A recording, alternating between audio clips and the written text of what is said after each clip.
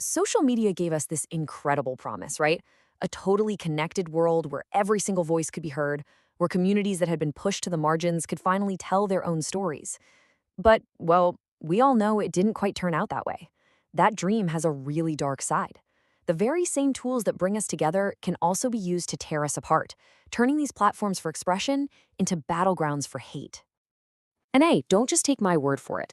This is from the guy at the very top. That's Jack Dorsey, the co-founder of Twitter, way back in 2017.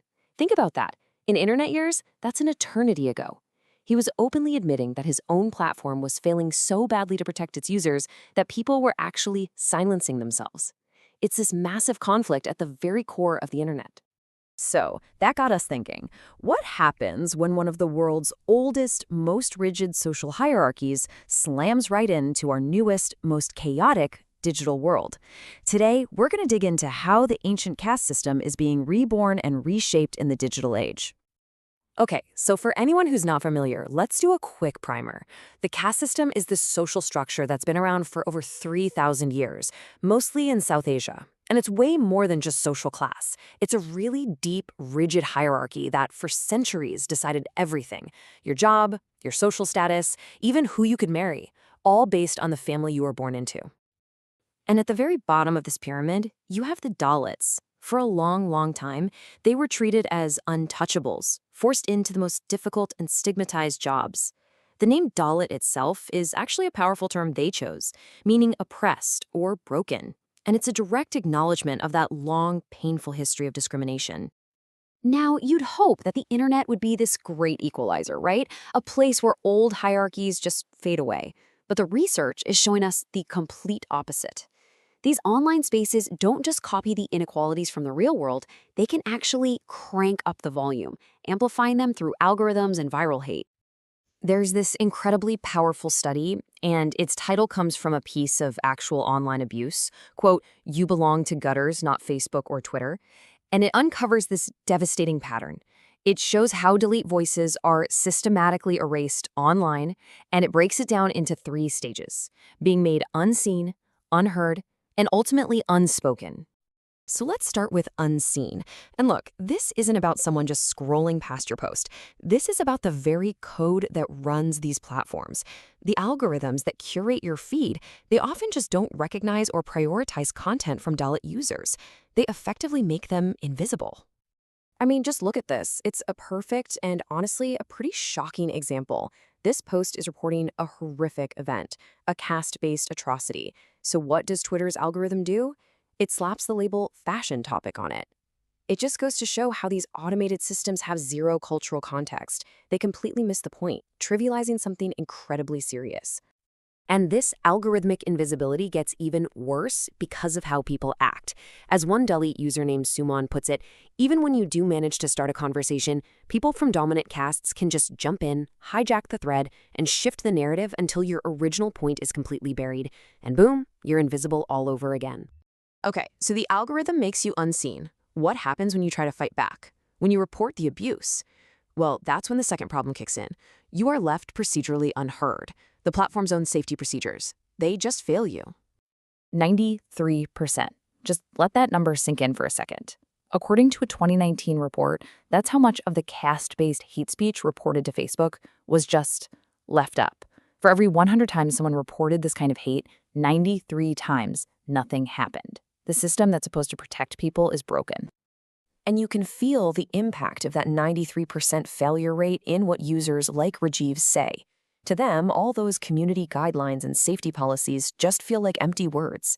The promise of protection is right there in the website, but in reality, when they need it most, they get nothing but silence. So what happens when you're constantly made invisible and ignored when you ask for help? Well, you get worn down, and that leads to the final heartbreaking stage, participatory withdrawal. People get so tired, so threatened by the endless abuse that they just stop posting. They censor themselves or leave these platforms for good. Their voices become unspoken. And this is the kind of dehumanizing garbage that causes it. This comment, which a user named Anita received, is so disgusting it actually became the title of the study we're talking about. This isn't a debate. It's a vicious attack on someone's right to even exist in a digital space. And at the very same time, what is getting boosted? Well, anti-Dalit narratives, often from powerful people. Here you have a politician openly mocking affirmative action policies that are absolutely critical for Dalit communities. And look at the engagement, hundreds of reshares and likes. It creates this incredibly toxic environment where hate gets rewarded while pleas for health get ignored. But here's the thing. This is not just a story of oppression, not by a long shot. It's also a story of incredible resilience. Because in the face of all this, the Dalit community is actively and brilliantly fighting back to take back their own narrative. They're building their own spaces. And these aren't just websites, they're acts of digital resistance. Places like Roundtable India, Velavada, and Equality Labs are becoming these crucial digital archives. They are built by the community to save and share the histories and stories that mainstream platforms either ignore or actively suppress. And this quote from Anand just says it all, doesn't it?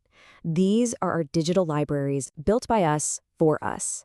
It's such a powerful statement. It's basically saying, fine, if you won't give us a space to tell our story, we're going to build one ourselves. And that's when you realize this struggle is about something so much bigger than social media likes and shares.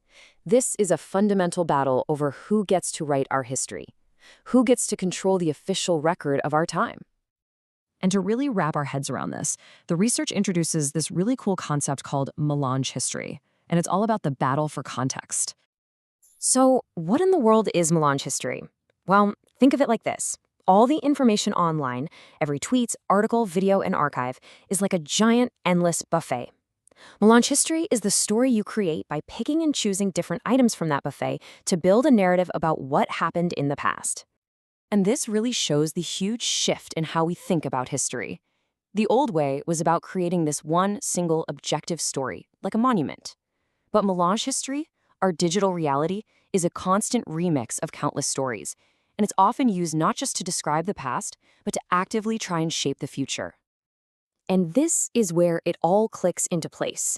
The Dalit struggle shows us that this digital buffet of history isn't neutral at all.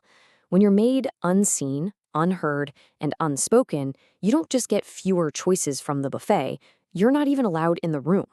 Power and privilege are still the ones who decide who gets to choose the ingredients and write the menu. Which leaves us with this one final, massive question.